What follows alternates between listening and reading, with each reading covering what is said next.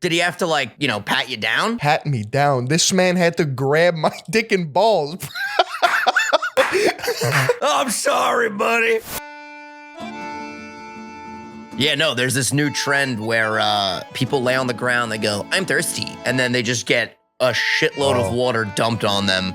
Yeah. And while it's comical, it's also entirely too dangerous. I mean, you are quite literally just drowning yourself for the sake of TikTok. And I say we need to put an end to this and keep our TikTok users safe, Phil.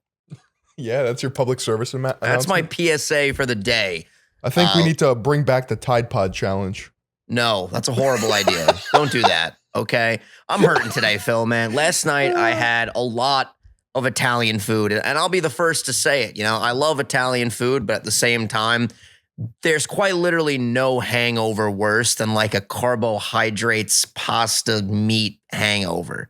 I feel like I got hit by a freight train today. When you combine that with heavy drinking, forget it. You'll die. You'll perish. Yeah. I mean, my body at 26 simply cannot handle the stresses of just doing that anymore. I just can't. So last night, Kylie was out with some girls, and what I did was I had not a boys' night, a boy night, just me. And I ordered some pizza, and I ordered some pasta, and I ordered some salad with some squid on top. A little bit of squid on top of that salad. You got scungile on top of your salad? Scungile, baby. And I said, I'm going to have myself an Italian feast. Where am I? Am I in Canada or am I in Sicily? You know what I'm saying? Yep. And I fucking chowed down. And then this morning when I woke up very early, because we're recording this at the fucking crack of dawn, I heard roosters outside, Canadian roosters, eh? And I feel swollen, all right? My body doesn't feel too like full and like stuffed, but it's all in my face. All of the water retention just went to my face. And it's just, I don't feel pretty. I don't feel good. All right. It's bad right now. I think I'm starting to get like video game hangovers, bro. Like that is a real thing. That is a real thing. I'll just play League of Legends for like 6 hours with my boy. And I won't make any progress because in life? Well, kind of, because it's like in the game. It's both. It's kind of a problem. So like I like video games to relax, right? Yeah, of course. I like the technical aspect of like outsmarting people, outplaying them. I'm playing League of Legends. So, you know, there's 3 lanes, there's a jungle. You talk with your teammates to try to like just you know, get some kills and push down the lanes. Absolutely. So there's this thing called elo hell, which is basically where you're stuck because you're rating. Mm-hmm. Like you win, you gain rating, you lose rating, right? Makes sense. But elo hell is like bronze and silver, where everyone is so bad, so you could be winning a game, and then they just like shit the bed and don't cooperate, and then you just wind up losing the game. You need a good team effort. You need everyone firing on all cylinders. Mm-hmm. So you're only as strong as your weakest link. Yeah, and there are some weak links in elo hell, bro. And I don't know what it is, because I think my account is like grandfathered in, because this account used to be gold, which is like good, right? Mm-hmm. It goes bronze, silver, gold, platinum, diamond, master, challenger, I believe. Okay. So I'm all the way at the back, and I just can't get out of it. And so what happens is I play for 6 hours, my eyeballs start to hurt, I go to bed frustrated, and I wake up addicted. And is that what happened to you last night? Yeah. Whew, man, you're sinking your teeth too much into the League of Legends situation.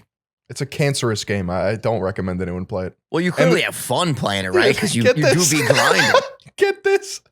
I'm in a game, and my name is Philly on League, right? Oh, so this guy's like, Philly on plays League, confirmed. I'm like, yeah. Like, I don't know. I said something along the lines of like, hey man, what's up? Basically. Yeah. Hey man, it's me, Phil. How are you? Yeah, like just to like confirm it, right? So we're in the game, and I'm like, I don't think this guy believes that like I'm Philly on. Like I just don't like something about what he said. Did you drop a pic in the chat, dude? No. So I was like, you watch the vids, and he's like, I can't tell if you're fucking with me or not.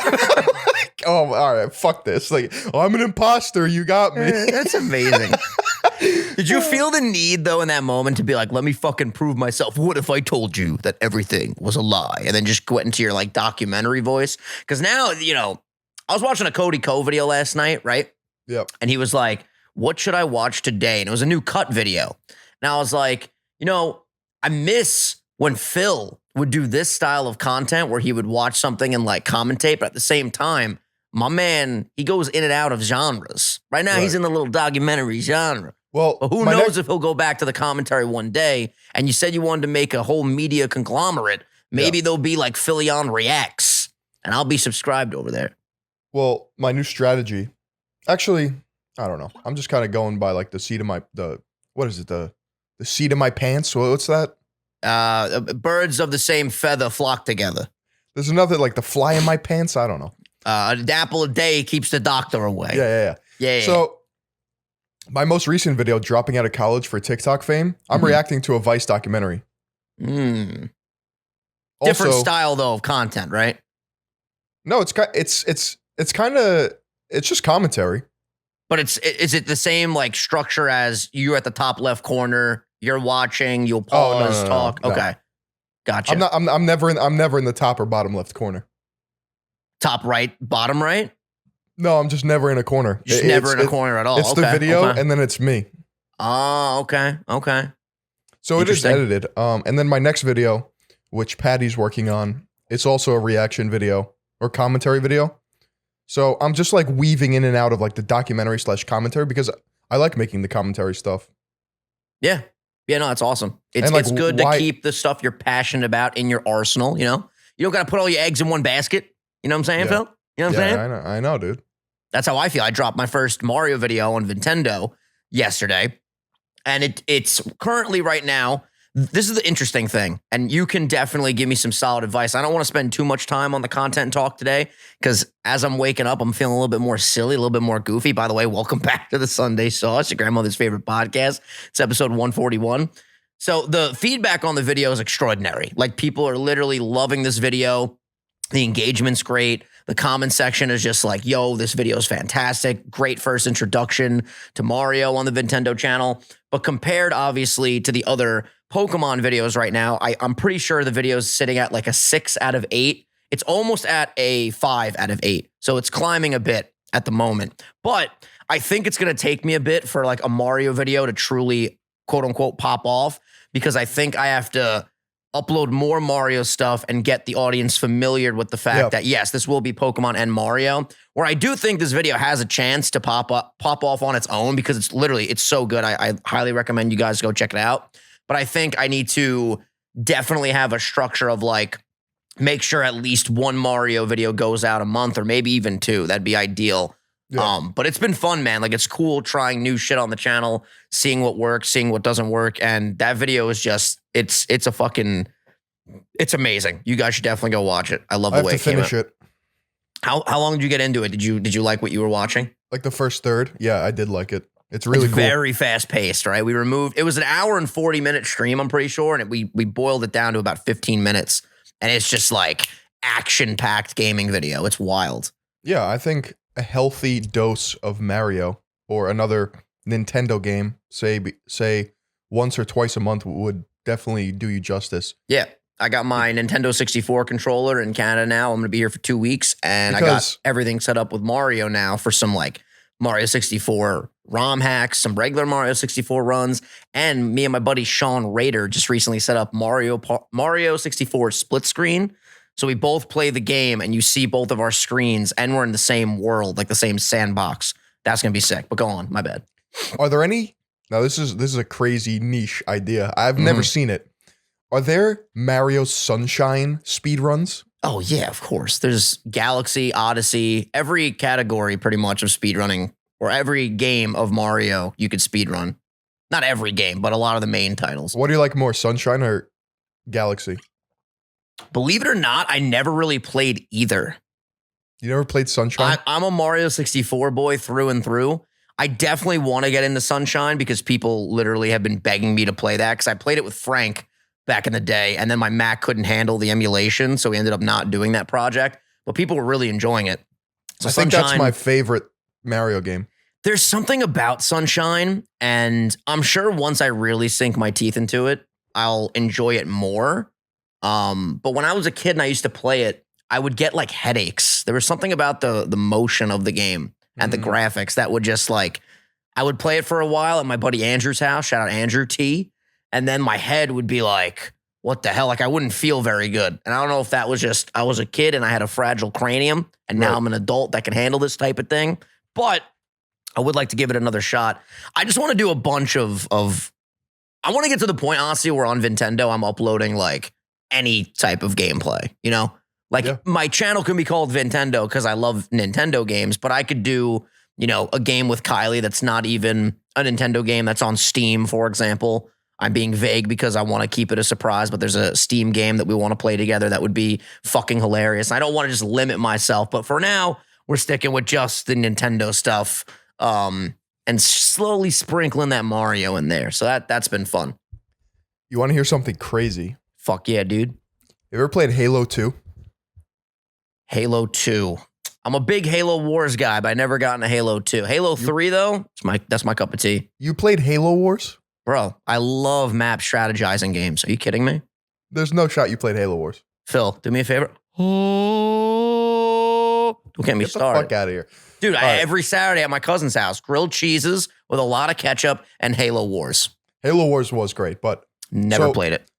Oh, this fucking guy. I'm sorry. I had to mess around a little bit in the episode, man. So Halo 2 kind of really established like the groundwork for Halo. A lot of like true Halo. It's like the Mario 64 of Mario games, right? That's a fucking... I need you to understand how much of a bold claim that is.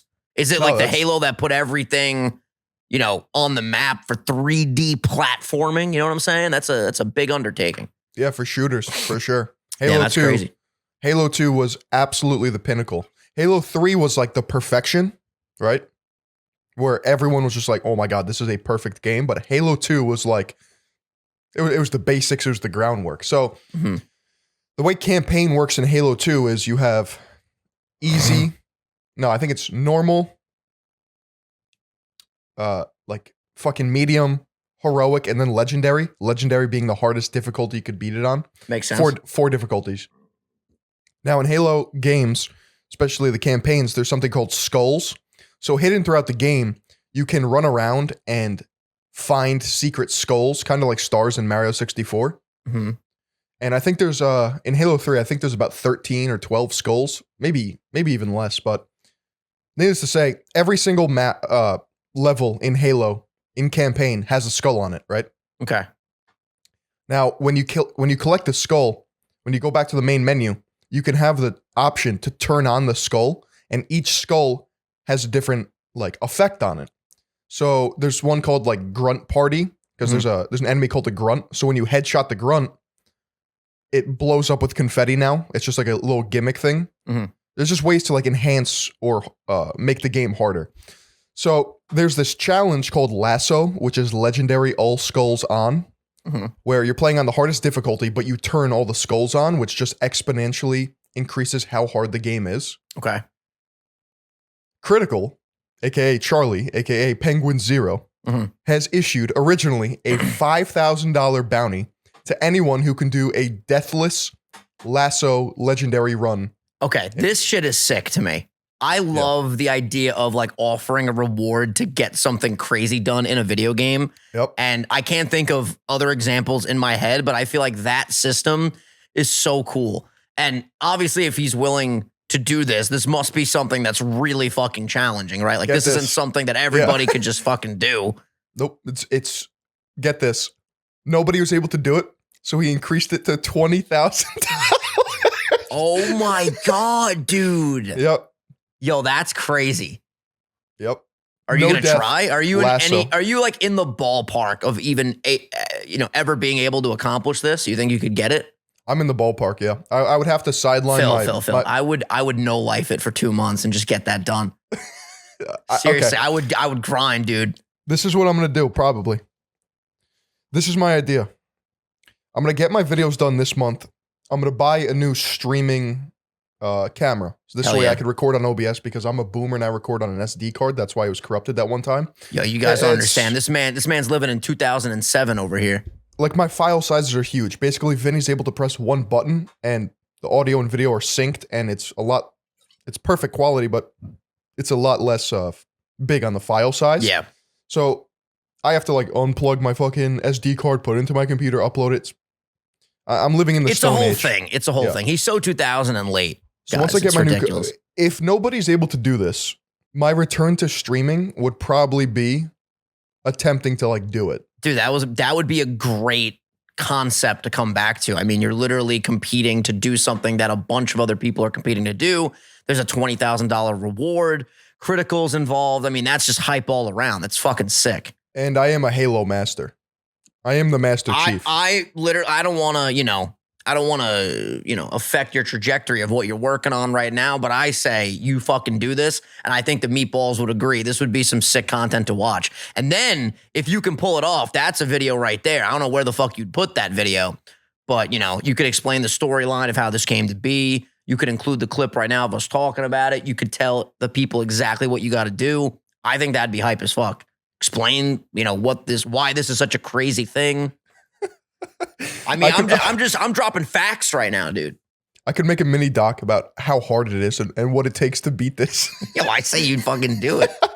I absolutely say you do it. It might be like one of the hardest challenges in gaming, just because like when you turn all the skulls on. Let me just read them quick. Break it down for us, Phil. Break it down. What does each skull do? Let's see.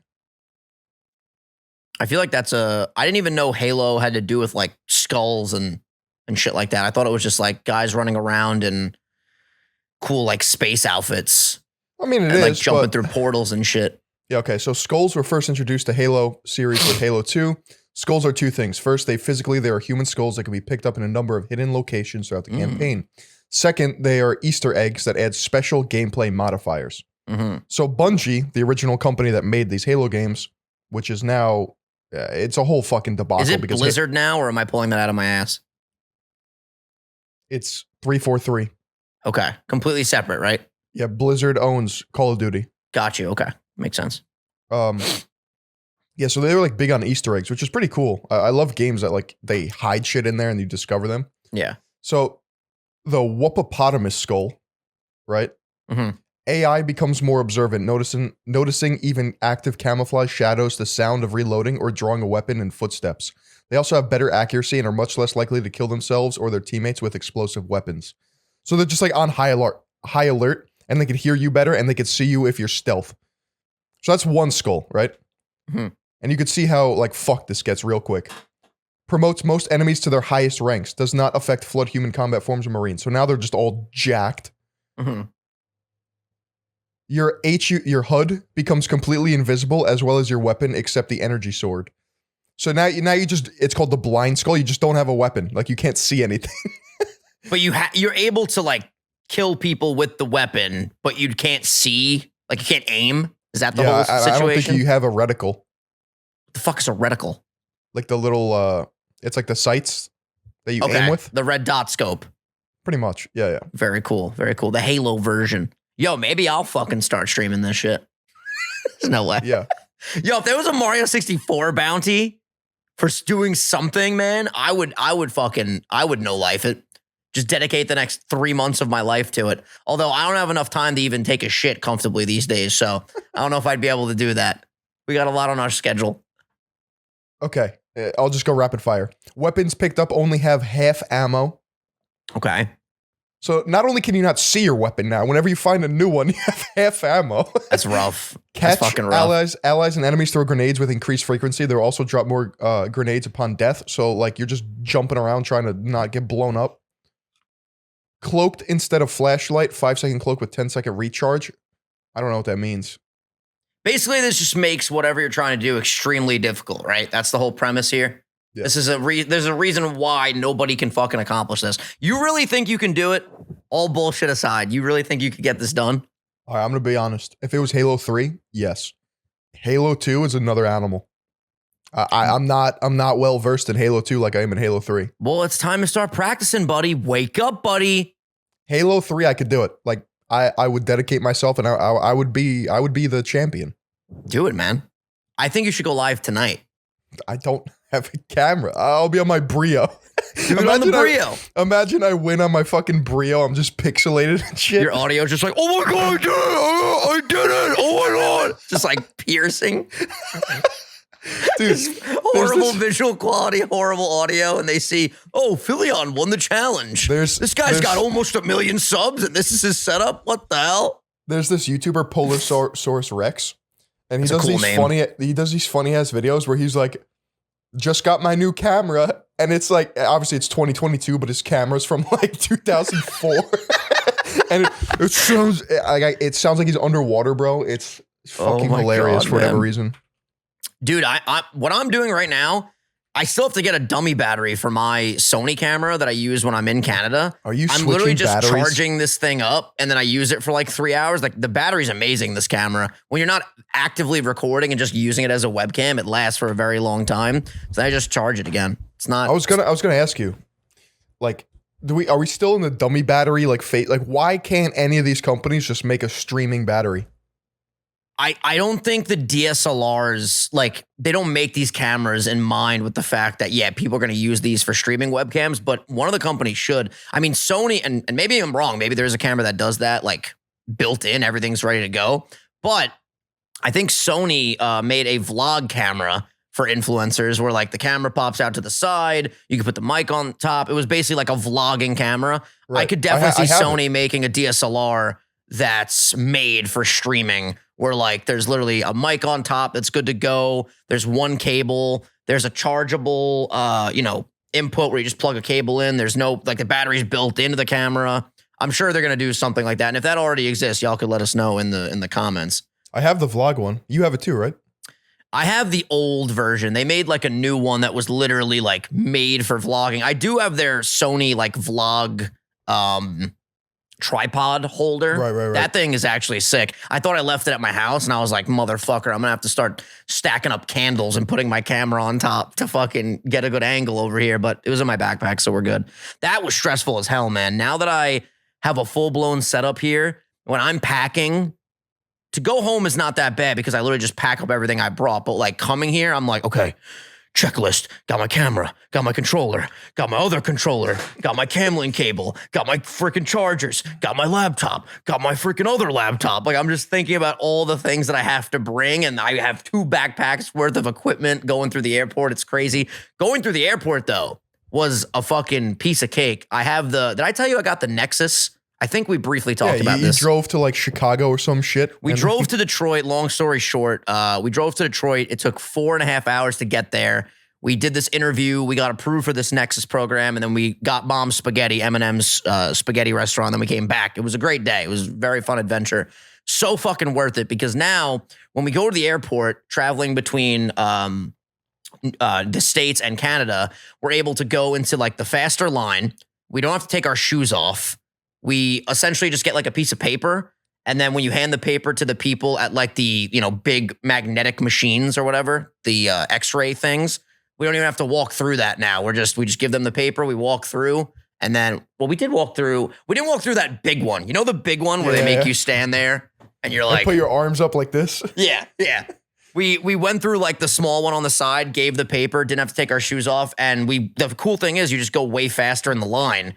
And it's just awesome. You have way more free time to chill. You're not rushing. It's a sick experience. Did I ever tell you about my airport security experience rather recently? Like within this past year? Everybody has one horrible airport story. So please break it down for me. So for whatever reason, the Uber that me and my girlfriend ordered to go to the airport, I guess his window was open and it was raining. And he just left it open, so it was like wet in the back seat. Oh, dear God. So I sat down. I was like, yeah, fuck it. Like, we were running a couple minutes late, like, whatever. So I sit down and I'm just sloshing in like this rainwater, right? Ugh. My badussy's all wet. So I'm wearing like sweatpants too, so like the cotton is just like soaked, right? Looks like you pissed yourself when you get out of the fucking Uber. So it's in like my butt / like gooch area. Uh-huh. Just the most uncomfortable experience ever. So you don't want the butt and the gooch being wet. We get to security, and they do like the, put your hands up, whatever. Something keeps going off on me, right? Now, I don't have any metal on me. I don't have any jewelry. Nothing's in my pockets. I'm like, what the fuck? They look at like the hot map, like the heat map, the signature, and you literally just see like a red zone on my cock and balls. This guy's cock's too big. We can't let him on the plane. Bro, so the guy looks at me and he's like, yeah, sorry, buddy.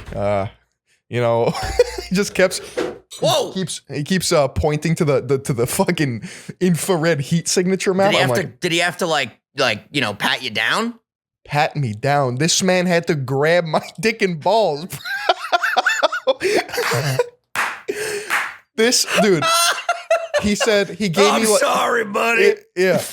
He had to give me like this whole speech. He was like, listen, we can go to another secure location, privacy. I'm like, just do it here. You're like, man. Fucking grab my dick here. I don't give a shit. We're late. Bro, so he like wraps around under my fucking badussy, starts grabbing my cheeks and shit. He's so uncomfortable. I'm just standing in the middle of the airport. Everyone's staring at me.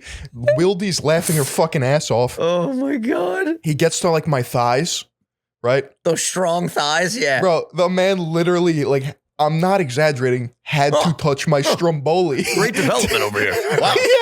Extraordinary.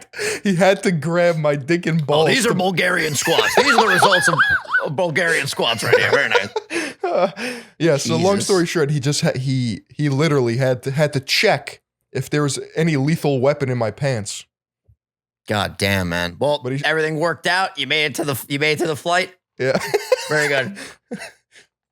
Bro, like literally there's just because of the volume that I do travel, there's just story after story after story at the fucking airport, man. That when I do have a trip like we just had where I get here with no problems and it's just an awesome experience, I'm like, fuck yeah. Although we almost missed the flight. I don't know what the fuck was going on.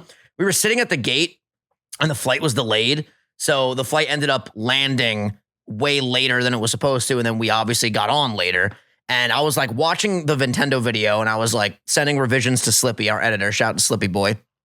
And Kylie was like, I'm going to go get some chocolate.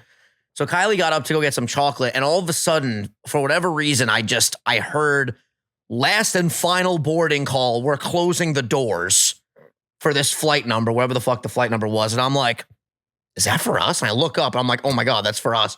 So I'm fucking texting Kylie, hurry, Kylie. I see her walking back and I give her one of these.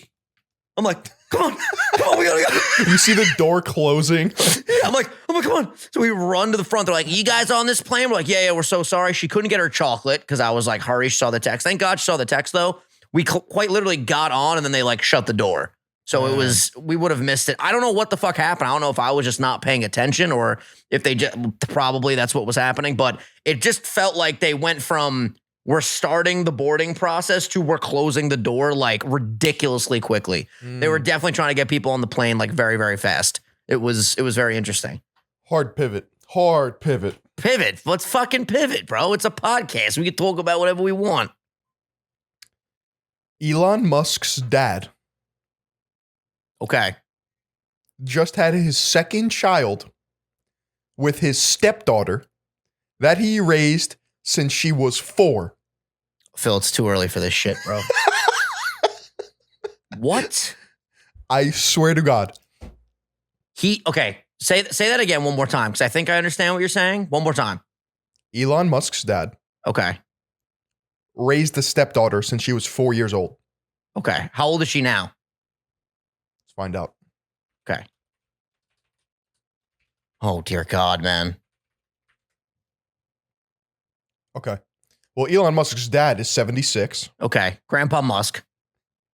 Yeah. She's 35. It's his stepdaughter. Okay? He raised... No, I can't be doing this. I just fucking can't be doing this today, man. The two already share a 5-year-old boy, Elliot Rush, born in 2017. Yeah. All right, I got another hard pivot. Okay. Because I got nothing to say about this shit. Here's another hard pivot. We're talking about gaming earlier, right? I have been recently obsessed with modded consoles. Okay. And consoles that are made by like third-party companies. So let me give you an example. there's a company called Analogue. I believe that's the name of the company. They make this device called the Pocket. Now, what the Pocket is it's basically an HD Game Boy. So it uses cartridges. You could use the old Game Boy game cartridges on there, but you could also use Game Boy Advance cartridges. And on top of that, it has like a link cable slot if you want to like actually connect two of these bad boys and battle like in a Pokemon game or trade or whatever. This thing looks sick. It's insane. It has like a 10 times resolution on the screen as opposed to the other Game Boys, which is fucking awesome. It's like matte black, or they have like a really cool white version as well that's super duper clean. It has a SD card slot on the side if you want to, you know, use an SD card to like load your own games on there. This thing is so fucking epic. It's so cool. And I'm really considering buying one. It's one of those things, and I've told you this before. I never game outside of work anymore. I know. It's this interesting thing that I feel like a lot of people don't really understand unless I flesh out my thoughts on it, and I'll keep it brief. It's basically like, in my head, I think, well, if I'm going to game, I might as well go live and game, or I might as well record a video and game. I never just like lay in bed and play a game, whereas Kylie loves to do that. Kylie will lay in bed before we go to sleep and play Animal Crossing for like an hour and a half straight and just like catch scorpions, which is fucking adorable, by the way. I really want to start playing Animal Crossing because it looks so much fun. Anyway. I hate that game. It's amazing. It's just so relaxing. I played it a couple times on stream like years ago, like 2 years ago. Want to get back into it. Anyway, I want to get this Pocket thing. This thing is so sick looking. Dude, it would be so cool to like plug in my old games to this thing with the cartridges, because it accepts cartridges, which is also so cool. And then you could just play your old save files on an updated look and feel. And the only issue is when you go on their website, you can pre-order one, but apparently from what I looked into, it takes like a very long time for you to get one, because obviously, you know, they're making these things and they can't produce them at the level that, you know, Nintendo can make consoles. But if you go on eBay, you can get one for, you know, obviously the situation when things are on eBay, it's just way more expensive, but you can get it sooner. So I haven't done it yet because it is a lot of money, but I am like, I'm thinking about it. I'm going back and forth where I'm like, I kind of want to play with this thing. It looks really cool. And maybe this will get me back into casual gaming that isn't just, you know, gaming for work, which I think could be really nice. This might be the coolest system I've seen in a long time. Right? Isn't that sick, dude? Holy shit. Yeah, so I might definitely, not, that doesn't make any sense saying might definitely. I might purchase this. And if I do, I'll let you guys know and I'll bring it on the podcast and we can do like a little review. Bro. I know it's so. Should we get them together and then get the link cable attachment so we can trade Pokemon? God, yeah. I feel like this would be the best thing for travel. When I'm on the airplane, I could play this. Before bed, I could play this. I think it's good to have you time that is genuinely you time. Yeah. And if all of my time gaming is spent in a setting where people are watching, I honestly don't remember what it feels like to just play a Pokemon game, not read dialogue out loud, not have to worry about Pokemon dying, not have to worry about getting roasted, not have to worry about anything. It's just literally like, yo, I'm laying in my bed, I'm going to play this game. And the fact that the screen is so much bigger and so much more vibrant, the screen has like different color channels where like you can make the game look different. You can enhance the color. You can make it all blue. Enhance. Yeah, so I'm definitely... Maybe I'll just fucking get it, right? I feel like I'm talking myself into it now. Yeah, I think you should. I mean, I would tell you if it's dumb. I would buy it. It's expensive as fuck, but yeah, if you get it on eBay, it's ridiculous how much they're upcharging. But I guess, you know, it makes sense, supply and demand. You know, how much is it? 500 or 1,000? Because I'm seeing both prices. I found one on eBay that's it would be like 600 after tax, shipped, everything. If you want to get it from the actual company, it's $200, but I don't think they even tell you like a rough ETA. I think it's one of those things where you buy it and then you just wait and it comes in the mail one day, which I guess I could do that. Who's making these things? The company Analogue, I guess. Is that all they make? So that's their main, I'm pretty sure they make other consoles as well. That's their main one. The really cool thing is that there's a dock that they make for HD TVs where you plug in it looks like a Game Boy, by the way, if you guys want to check it out, just Google Analog Pocket. it plugs into the dock, and then you can play all of your Game Boy and Game Boy Advance games on the television in like a full HD. Bro, it's setting. like a mini retro Switch. Dude, it's insane. It's so fucking cool. I'm watching this guy play it right now. Jesus Christ, dude. It's cool, right? I want to get one for the fucking Mario games. What is it? Super Mario World 2? Oh, Mario World. I love Mario World, bro. I want it for Pokemon Yellow. I feel like I would just play Pokemon Yellow repeatedly and feel amazing. What'd you say? I have that game. It's so fucking good. That opening sequence. It's fucking awesome. I don't think I ever played it, but my friend gave me 2 copies of it. Because I was always just a Mario boy. Mario boy. Listen, both Mario and Pokemon are excellent. And if you want that content, go check out Vintendo. Hey, shameless plug. What I want to know, too, is with the SD card slot, I wonder if there's a way that I can take an old cartridge with this device and do like a save state and then put that on my computer so I can do those videos where like I look at an old save file from childhood. That would be really cool because I know there's a way you can like rip save files from old games, but I don't know if you can do it with that console or not, but that'd be cool to look into. Do you think Nintendo will make a Switch version of like the Pocket analog thing? Like you mean make a handheld that's not just the Switch console, like make something for old games? Yeah, like a Game Boy Color or PS or 3DS. I could one day see them doing like an anniversary thing where they like relaunch an old console, like updated like this, but backwards the Switch compatibility for the Switch. I'm pretty sure can play all these old games. Like really? they have the eShop where you can play like, I know you can play like Nintendo 64 games on it now. I don't know if you can go all the way back. I'm pretty sure you can play Red and Blue and Yellow though on the Switch, like just through the eShop. You guys can correct me if I'm wrong, but I'm pretty sure that is a thing. But yeah, man, there's something about taking something from when you were a kid and enhancing it, and now you're in your adult life playing like an HD version of these games. It's the nostalgia, bro. And dude, playing the games from, in my opinion, the coolest thing is the save file. Like, you can literally just put in your Pokemon Blue cartridge and see your old team, but like new. That to me is the coolest thing. And the fact that it could play Game Boy Advance games is sick too, because then you can go all the way up to Generation 3 with Pokemon. Fire Red, Leaf Green, and Ruby and Sapphire, and Emerald, which would be fucking sick. That would be awesome. I'm just trying to decide whether to get the black one or the white one. I was really, really loving the white one, but then Kylie was like, I mean, the black one's really clean because the borders kind of all blend in to the top screen. I was like, oh shit, you're right. That does look sick. It looks dope. So if I get it, I'll let you guys know. But yeah, that's been catching my eye lately. It is a beautiful device. I didn't even know that fucking existed. That thing is cool as shit. Dude, there's so many. I've been looking into it. Like, I've been looking into more Nintendo 64 controllers because for those that don't know, I speedrun Mario 64. And right now I have a regular old school Nintendo 64 controller that plugs into an adapter. Let me show you the adapter. So this cable plugs into this cable. All right. So you can see like it has the Nintendo 64 plug that plugs into this, and then this becomes a USB that then plugs into my computer, and then I'm able to use this controller with, emulators or whatever. But they make Nintendo 64 controllers that are now in the modern shape of like, let's say an Xbox controller. I think one of them is called like the Nintendo 64 Brawler.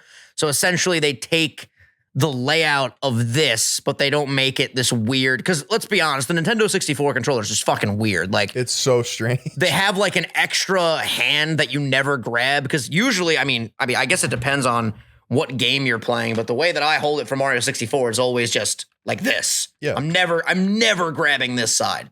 Granted, you don't use the D-pad. Do any games use the D-pad? I would assume so. There has to be. But I was talking to my coach, my buddy Sean Rader, and he was like, if you want to go to a modern controller for speedrunning, you should just use an Xbox controller. And I'm like, for the life of me, I can't picture speedrunning with this. I don't know, at least for Mario 64. But it might be better because, analog, while the technology is still the same, it's just a little plastic thing on a ball, essentially, that moves around. It definitely would be better on here, and probably you'd be able to get more precise movement than using the old fucking, these are just so bad, especially when you're doing Bowser throws and you're just spamming the turn. Right. It really like does a number to the stick. And it's hard to get these. You have to get these on eBay. And you end up spending a lot of money on new controllers when you're speedrunning. So you know what's kind of gross? Break it down. The equivalent to that is like PC gamers or like professional League of Legends players or MOBA players. They're very particular with their keyboards, and like rightfully so, because, you know, your keyboard is like your weapon, right? It's like your golf club. But they don't clean them. Like ever. So there's literally like fucking dude, sometimes they'll do like keyboard reveals, or even streamers do this too. And it's the most disgusting, caked over, dusty, toenail ridden fucking thing. Bro. And like to the point where if they're traveling, I've seen streamers and or professional gamers take their exact keyboard with them. So like you're traveling with like this fucking nasty, disease-ridden keyboard. Bro. It's a good point though. I'll be honest with you. I've never cleaned. I shouldn't say never. I've wiped this down with like a rag before, but I don't do it nearly as much as I should. You got to understand, when you're doing a speed run and you're clenching that fucking controller and you're sweating and the dirt from your hands and the bacteria gets under the buttons, you wonder why sometimes your A button doesn't have the same pop. Well, it's because you've been just putting your greasy Italian sweat under the button and it gets lodged in there, it hardens, and then you got a bad situation. You got to clean your shit. It's a great point, Phil. I definitely have to clean this. I don't understand. Like with the pod today. These people all have the money to just buy the exact same keyboard. They could literally buy the same keyboard every week if they wanted to. There is something though about the natural wear and tear. Yeah, I know. It's eventually, the gestalt. It's the patina. Yeah. Eventually you have that like, this is my controller. We are morphing into one entity. If I get a new one, I got to break it in again. You know what I'm saying? That's I guess their reasoning, but it's disgusting. Speaking of breaking things, when we went to that Smash place, for those that don't know, me and Kylie went to one of those Smash rooms where you break bottles, and then they take you in another room and you break technology. There was a keyboard, like an old Dell clicky keyboard in there. And I took this thing and I bent it over my leg, dude. Like I just snapped that shit. I was like, okay. It was the most revitalizing, amazing, riveting, just great energy feeling I've ever had. The keyboard. And I understand why streamers, their go-to move sometimes when they're raging is breaking the keyboard. Watching the keys just fly off. I felt like I had slow motion powers, dude. I fucking saw each key, the W, the Y, the K, the D. It was just flying, right? Yep. And I for that moment, felt like I was the most powerful being in the universe. I felt like I was a Dragon Ball Z character. You should definitely do Smash Rooms, by the way. It's really fun. Just be careful because there's shit flying all over the place. You got to sign a release form. It's very intense. I don't think I've ever broken a keyboard, but I could see how it's easily one of the most fun things to break. And another thing, the old, maybe the new tech is like this too, but I've never like broke anything besides like in the Smash Room, you know, just breaking a bunch of shit like this. I've never done that before, but breaking old equipment was a lot harder than I thought it would be. Bro, old stuff is built to survive. To last. I mean, there was a printer in there. I was smacking this thing with a crowbar repeatedly.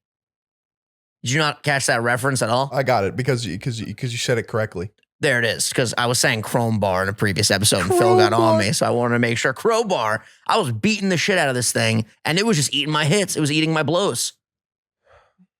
It was fucking crazy. You okay? Was that an asthma breath right there?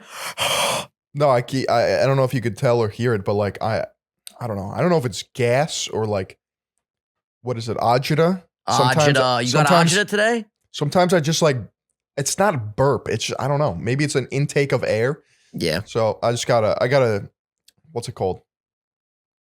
I gotta defibrillate myself. Yeah. That typically happens when you wake up, roll out of bed, make yourself a 3-shot nitro, and then start filming a podcast. You'll get a little bit of agita. Yeah. There's no shots in this. This is the homemade Philly-on cold brew. Nice. What's in there? Break it down for us. So cold brew is literally it's just saturated water of coffee. That's it. Mm-hmm. So it's just saturated water of coffee. That just sounds confusing. Okay, so am I out of the loop here, guys? I feel like this is fucking confusing. You know how tea is made? Yeah, you put it in the tea kettle, and then it goes. Yeah.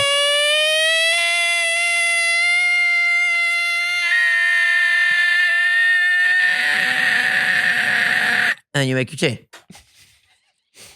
It's pretty good. Holy shit. Yeah. Same thing with cold brew, except you don't need to heat anything up. So imagine just putting a tea bag in water and leaving it there for 12 hours.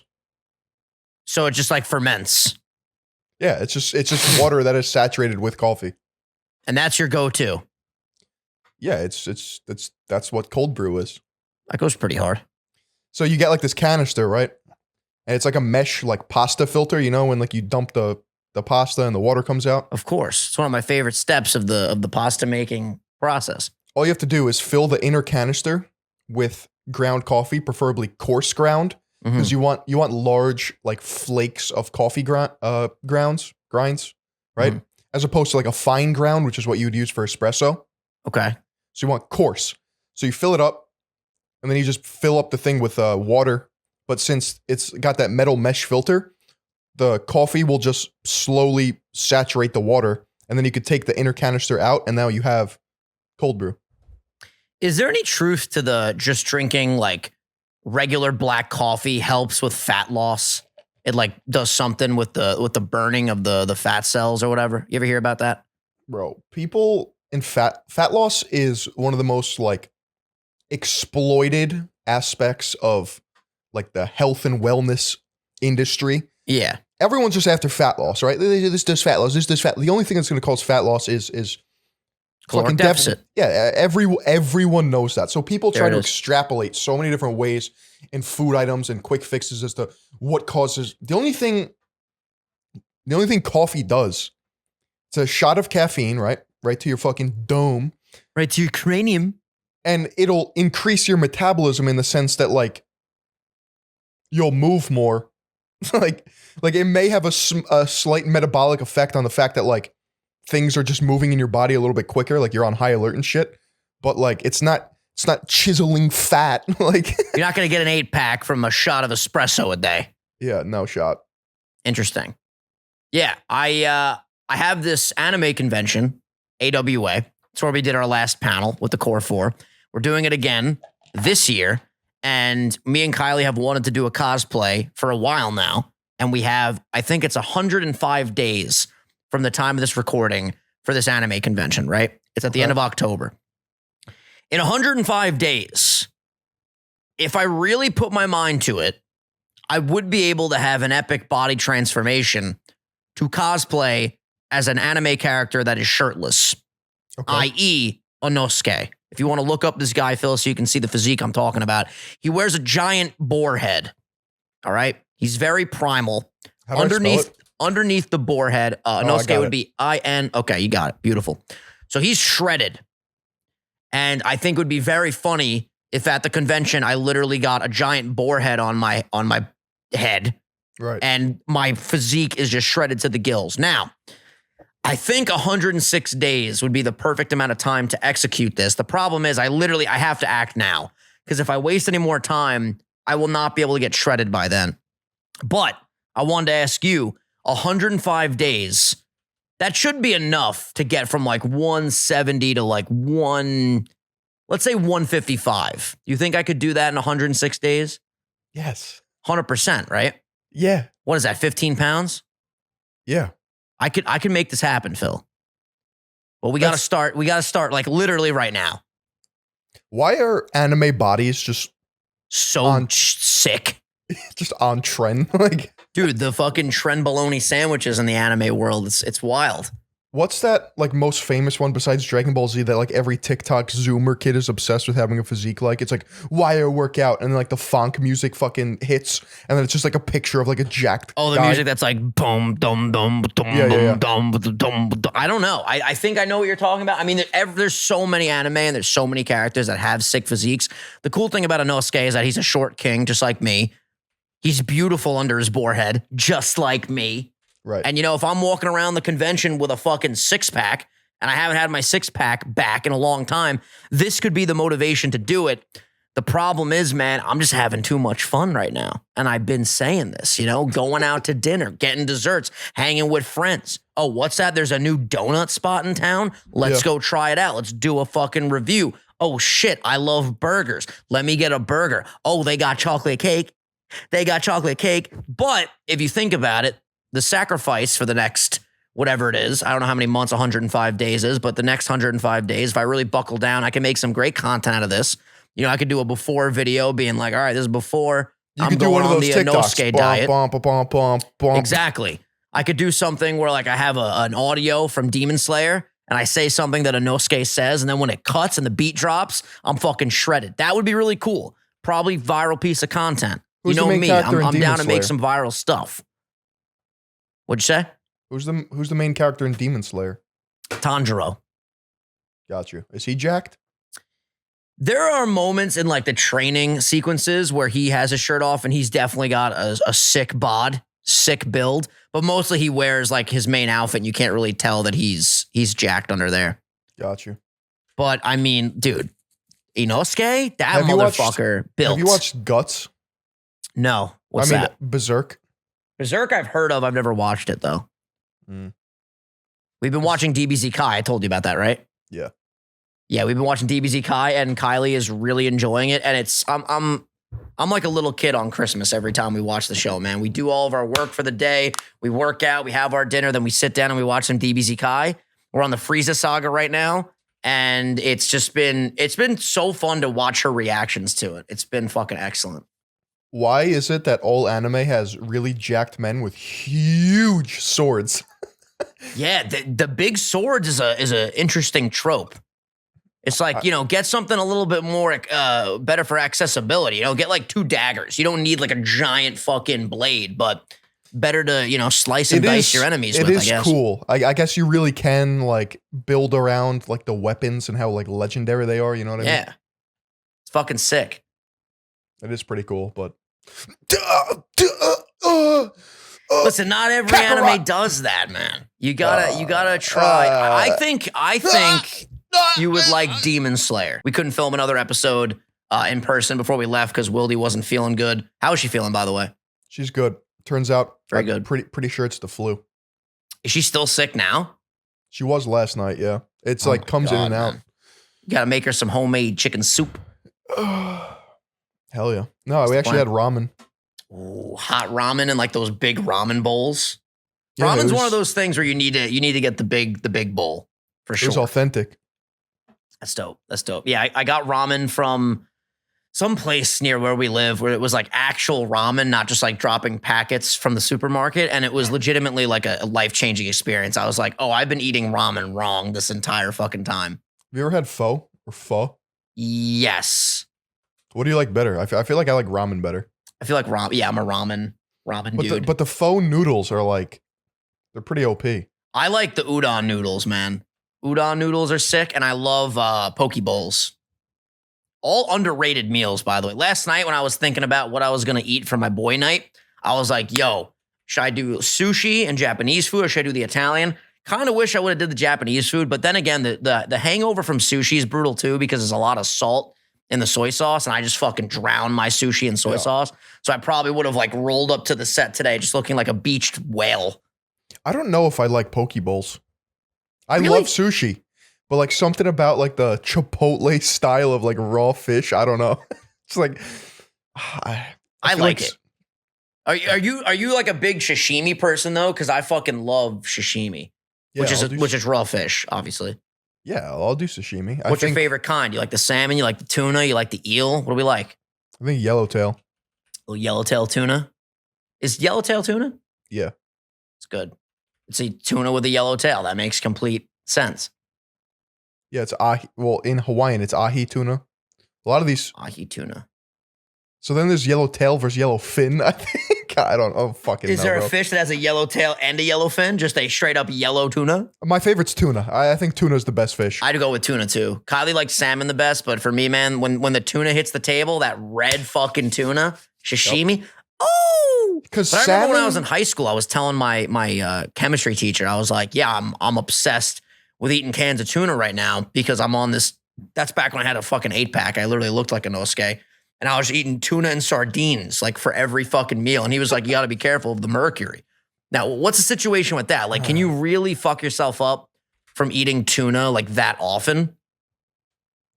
I don't fucking think so, bro. I'm going to be honest, unless I'm just going to die like next week. I ate a lot of fucking tuna in high school, dude. I've never heard of somebody like having mercury poison from tuna.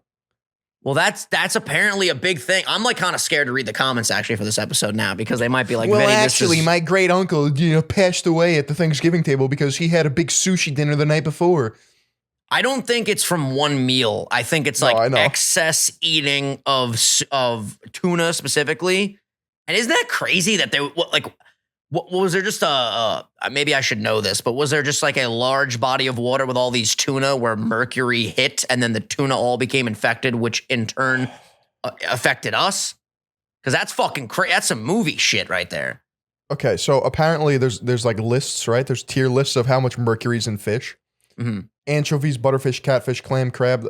I could go down the whole list. Oysters, very, very low mercury levels. You can enjoy it regularly. Highest level is king mackerel, marlin, swordfish, shark, orange roughy, ahi and big eye tuna, and tilefish. God damn. I think it's because all like the pollution, it gets into like the ecosystems in the ocean. The biomes. And then whatever they eat, you know what I mean? It's a whole and then food we're chain. eating them, yeah. I love tuna though, man. Oh my God. And tuna is so versatile when you're cutting too, because literally you can have like, 2 or 3 cans of tuna, get a shitload of protein in, put some mustard on that. I know you're not a fan of this combination, but my football coach taught me, I hate when the brain does that, about that in high school. And I love some tuna and mustard, man. The single biggest source of mercury in fish is the burning of fossil fuels, especially coal. Wow. See? Rainfall, that's why you got to get a Tesla, Phil. Rainfall washes the mercury into the ocean. Ugh. So it's the biomes, So we're always going to have that problem. This wasn't like one event that occurred. It's been happening for years and years and years. I think so, but why tuna specifically? Or is it an all fish thing? Because I've never heard like you can't eat salmon every day. I think all fish have mercury in them, but some fish have more mercury than others. Fucking tuna, man. Because it's like it's a compound. It's like methyl something, and as they swim, it passes through their gills and like absorbs into the proteins of the fish. Bro, gills are freaky to look at, man. I know. They're like. Also, I don't understand how they work. And listen, we don't have to get into like a science topic in the last 2 minutes of the show and break it down, but it's just crazy to me that there's like these slits that water goes in and then it comes out and then the fish is breathing. And also the fact that, there's not, why are there no humans with gills is what I'm trying to say. And if there is someone out there that has gills, leave a comment down below. I believe you have to be moving for gills to work, right? Is that why just fish are constantly swimming? There's got to be fish that just float there, though. For periods of time, but I don't think they're just floating there forever. Sharks can't stay still. They have to keep moving or they'll die. That I know. Because as they swim, the water passes through their gills, and then the whole filtration process starts. Yep. It's all about filtration. It is. I'm pretty sure they take... Filtration? That's it. Oh, shit, Lucario. Thank you for subscribing. I appreciate that. Welcome to the family. I had one more point I was going to say. About the fish? It was about fish. Break it down. I don't remember it. Try to think, Phil. Come on. Reach deep into your brain. Ooh, that was a good stretch. That was my first stretch of the day. Okay, so apparently inhaling, you get water and oxygen with the mouth open. The gill covers are closed. And when they exhale, the mouth is closed. The gill cover opens, and then water and carbon dioxide gets filtered. So it's just one big air conditioning unit. That's pretty cool. So that's what fish are. They're just little ACs swimming around the ocean blue. Yeah. Well, when I went to the aquarium last topic here, or last bit, dude, there was a giant TV screen on the wall. Like it was basically a giant iPad. It was touchscreen, and you could scroll. And as you would scroll, it would show you the ocean getting deeper and deeper and deeper. And just the creatures get so fucking creepy the deeper you go. I don't know why that is, but fish at the surface are like, oh, cute, it's a little fish. I want to I want that as a pet. It's Actual so adorable. demons down there. You Yeah. go down, there's like the angler fish with the light bulb and the crazy teeth and the fucked up eyeballs.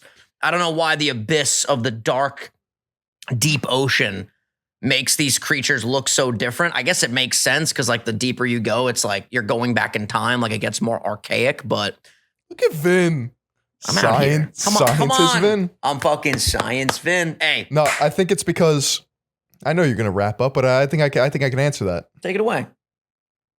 So the deeper you go, there's less sunlight, right? Mm-hmm. There's less prey, I would assume. So evolutionarily speaking, the fish down there have to adapt in certain ways that fish on the surface don't have to. So they have to get mad creative with it. That's why the fucking angler fish had to grow a literal lamp on top of its head. Isn't that crazy? He's like, it's too dark. Bam, yeah, like light bulb. Like if we live in the water over 500 million years, would we get gills? Well, how would that even work? Because all of us now would just die. I don't know. I don't fucking get I don't it. understand evolution. Like I get that we don't need gills, but why not give them to us anyway? Like look, Like what why are we, if we're the best species on the planet, why don't we have wings, gills, X-ray vision? What the fuck? All we do is have big brains and a big head, and some of us smaller brains than others. Give me a fucking break. Get the fuck out of here with that shit, man. And all we have are appendixes and fucking tonsils and gallbladders. We have literal bombs in our bodies that could just go off at any moment. But we're evolved.